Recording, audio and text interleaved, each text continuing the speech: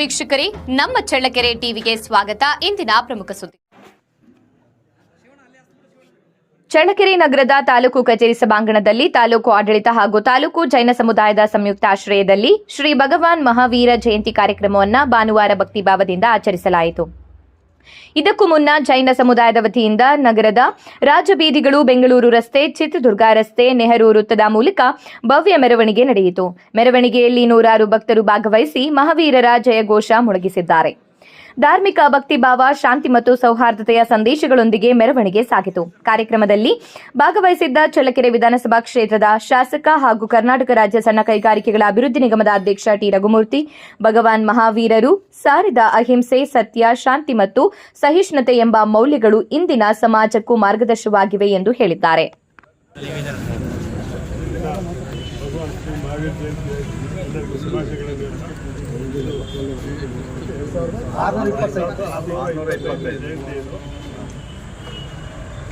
ಎಲ್ಲರಿಗೂ ಶುಭಾಶಯಗಳು. ಮಹಾವೀರ ಜಯಂತಿಯ ಶುಭಾಶಯಗಳು. ನಮ್ಮ ತಾಲೂಕು ಜನಪ್ರಿಯ ಶಾಸಕರಾಗಿರ್ತಕ್ಕಂಥ ಅಣ್ಣನವರಿಗೆ ನಮಸ್ಕರಿಸ್ತಾ, ಹಾಗೆ ದಂಡಾಧಿಕಾರಿಗಳು ನಮಸ್ಕರಿಸ್ತಾ 2625ನೇ ಮಹಾವೀರ ಜಯಂತಿಯ ಶುಭಾಶಯಗಳು. ಎಲ್ಲರಿಗೂ ಕೂಡ ಶುಭಾಶಯಗಳು. ಅವರ ಅಹಿಂಸೆ, ತ್ಯಾಗ ಮತ್ತು ಸರಳತೆ ಎಲ್ಲರೂ ಕೂಡ ನಮ್ಮ ಜೀವನದ ಅಳವಡಿಸ್ಕೋಬೇಕು ಅಂತ ಹೇಳ್ತಾ ನನ್ನ ಎರಡು ಮಾತನ್ನು ಮುಗಿಸ್ತೀನಿ.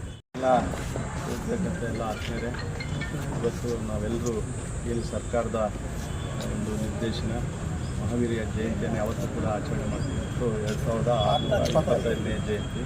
ಇಂಥ ಒಂದು ಸಂದರ್ಭದಲ್ಲಿ ಈಗಾಗಲೇ ಮಹಾವೀರ ಜಯಂತಿಯನ್ನು ಸಮುದಾಯದ ಎಲ್ಲ ಬಂಧುಗಳು ಸೇರಿ ಈಗಾಗಲೇ ಮಹಾವೀರ ದೇವಸ್ಥಾನ ಏನಿದೆ ಇಲ್ಲಿಂದ ಈಗಾಗಲೇ ಪ್ರಮುಖ ಬೀದಿಗಳಲ್ಲಿ ಸಂಚರಿಸಿ ಮೆರವಣಿಗೆಯನ್ನು ಮಾಡಿ ಈಗ ದೇವಸ್ಥಾನಕ್ಕೆ ಹೋಗಿದೆ. ಇಲ್ಲಿ ನಮ್ಮ ಸರಳವಾಗಿ ಪುಷ್ಪಾರ್ಚನೆ ಮಾಡಿ ಮಹಾವೀರ ಭಾವಚಿತ್ರಕ್ಕೆ ಪುಷ್ಪಾರ್ಚನೆ ಮಾಡಿ ಅವರಿಗೆ ಗೌರವ ಸಲ್ಲಿಸೋದ್ರ ಮುಖಾಂತರ ನಾವು ಆಚರಣೆ ಮಾಡ್ತೀವಿ.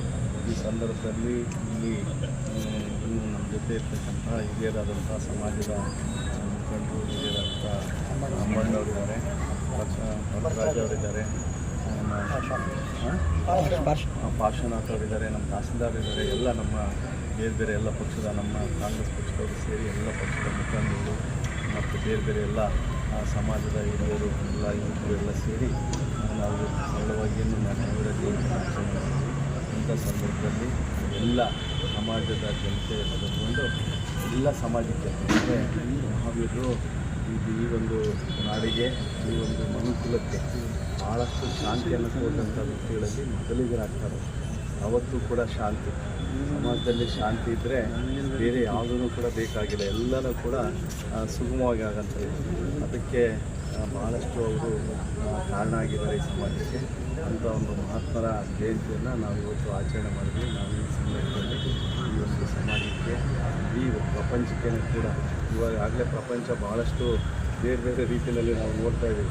ಬಹುಶಃ ಎಲ್ಲಪ್ಪ ಇದೆಲ್ಲೋ ಯಾವ ಮಟ್ಟಕ್ಕೆ ಹೋಗುತ್ತೆ ಅನ್ನೋ ರೀತಿಯಲ್ಲಿದೆ. ಹೀಗಾಗಿ ಬಹುಶಃ ಇಂಥವೆಲ್ಲ ಆಗಬಾರ್ದಂತಲೇ ಮಹಾವೀರರು ಸಂದೇಶವನ್ನು ಕೊಟ್ಟಿದ್ದರು. ಈ ಒಂದು ಸಂದರ್ಭದಲ್ಲಿ ಮಹಾವೀರ ಜಯಂತಿ ಇವಾಗ ಆಗ್ತಾಯಿದೆ. ಬಹುಶಃ ಇದಕ್ಕೆ ಮಹಾವೀರರ ಏನು ಸಂದೇಶ ಇದೆ, ಅವರ ಇಚ್ಛಾಶಕ್ತಿ ಏನಿತ್ತು ಅದು ಖಂಡಿತವಾಗ್ಲೂ ನೆರವೇರಲಿ ಅಂತ ಹೇಳಿ ನಾನು ಕೂಡ ಸಮಾಜಕ್ಕೆ, ಈ ಪ್ರಪಂಚಕ್ಕೆ ಶಾಂತಿಯನ್ನು ಕೊಡುವಂಥ ಕೆಲಸ ಮಹಾವೀರರಲ್ಲಿ ನಾನು ಕೇಳ್ತಿದ್ದೀನಿ. ಎಲ್ರಿಗೂ ಧನ್ಯವಾದ.